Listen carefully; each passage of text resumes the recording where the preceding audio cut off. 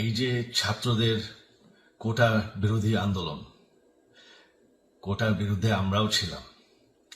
শুরু থেকেই আমাদের সরকার কোটা সরিয়ে দিয়েছে, আমাদের সরকার তাদের সম্পূর্ণ দাবি মেনে নিয়েছে। এটা আদালতের একটা রায় ছিল, এটা আমাদের সরকারের করা ছিল না।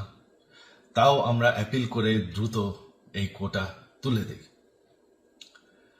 তাতেও আন্দোলনকারীরা সন্তুষ্ট না। আমরা তাদেরকে আলোচনায় ডেকেছি, আমরা একটা জুডিশিয়াল কমিশন করেছি, যে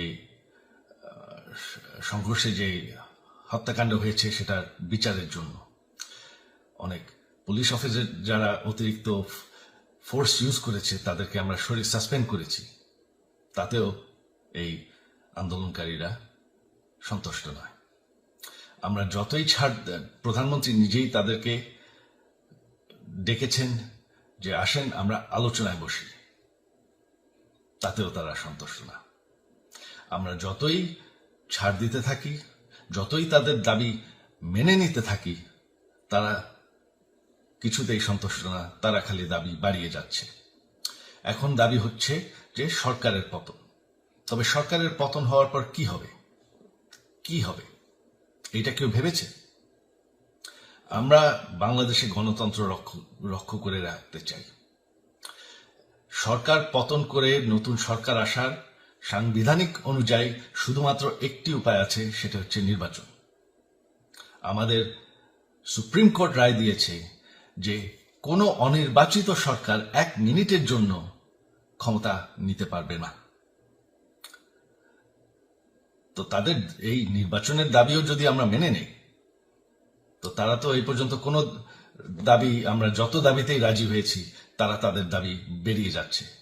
তার মানে কি, আমরা যদি এখন এই নির্বাচন, সরকার পতনের দাবিও মেনে নেই, তারা তখন দাবি করবে যে না, এই সরকারের আন্ডারে নির্বাচন, এই নির্বাচন আমরা মানব না। তখন কি হবে এটা কেউ ভেবেছে?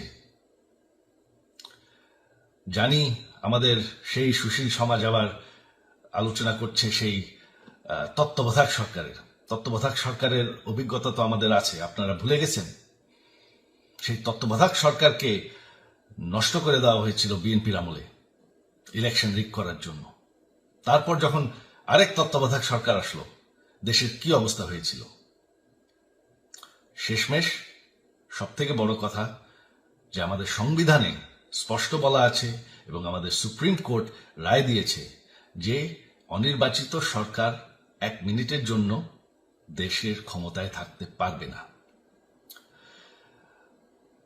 আমরা আওয়ামী লীগ, আমরা আন্দোলন করেছি, আন্দোলন করে এই দেশকে স্বাধীন করেছি, আন্দোলন করে গণতন্ত্র ফিরে এনেছি, আন্দোলন করে আমরা দেশের উন্নয়ন করেছি।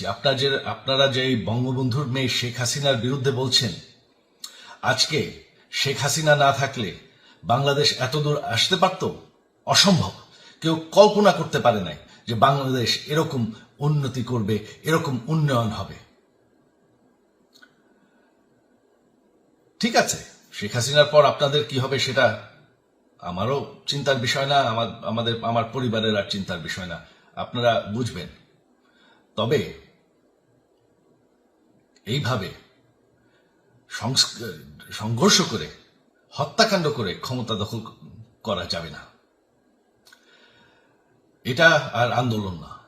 যখন পুলিশ হত্যা করা হচ্ছে, নিরীহ মানুষের উপর হত্যাকাণ্ড চলছে, মানুষের বাসায় আগুন দেওয়া হচ্ছে, জার্নালিস্টদেরকে হত্যা করা হচ্ছে, এটা হয়ে গেছে সন্ত্রাস।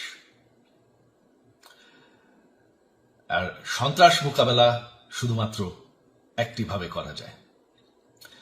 আমার অনুরোধ, আমাদের ল এনফোর্সমেন্ট, আমরা অনেক ধৈর্য ধরেছি, তবে এখন আর এটা সহ্য করা যাবে না। ল এনফোর্সমেন্ট এজেন্সি, বিজিবি এবং কি আমাদের মিলিটারির প্রতি আমার আহ্বান যে আপনাদের দায়িত্ব হচ্ছে আমাদের দেশের মানুষকে নিরাপদ রাখা এবং আমাদের দেশকে নিরাপদ রাখা, আমাদের দেশের সংবিধানকে নিরাপদ রাখা, সংবিধানকে রক্ষা করা। তার মানে এক মিনিটের জন্য কোনো অনির্বাচিত সরকার আমাদের ক্ষমতায় আসতে দিবেন না। এটা হচ্ছে আপনাদের দায়িত্ব, কারণ সেইটা হলে আমরা আবার পাকিস্তানের মতন হয়ে যাব। আমাদের এই যে 15 বছরের উন্নয়ন সব শেষ হয়ে যাবে। বাংলাদেশ এর থেকে আর কোনোদিন ফিরে আসবে না। আমিও সেটা চাই না, আপনারাও সেটা চান না। আমি সজীব ওয়াজের জয় যতদিন আমার পক্ষে সম্ভব আমি সেটা হতে দেব না।